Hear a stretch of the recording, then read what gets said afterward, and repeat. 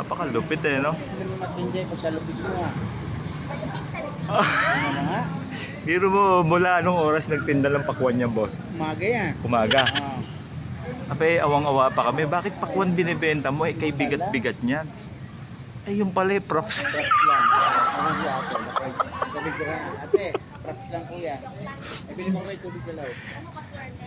Sabi ko pa naman, paano mabibili ito? Eh, wala nang lutong eh, oh. Yung tunog, puta. Kahit paano, gawin mo eh. Kahit ganyan na, gawin mo. Wala eh. Kuya, ba't mo ba nilalamok lang? Hindi, lamog na. Ano nilalamog? I-scamin mo pa ako. Nag-alala pa kami, yung pala.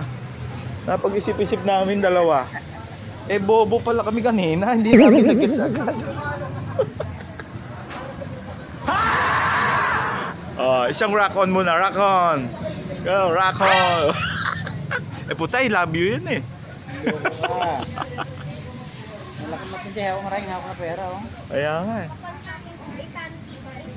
Magkano yung pakwan? 150.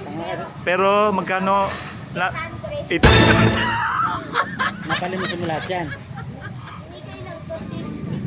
Oh, bigay lang. Hindi nga naman siya nang hingi.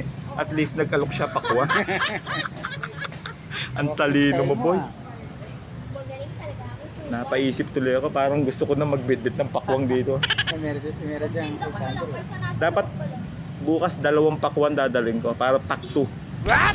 Kasi pakwan lang yung dala mo eh. Ako 2 bukas, pack 2. Mas malaki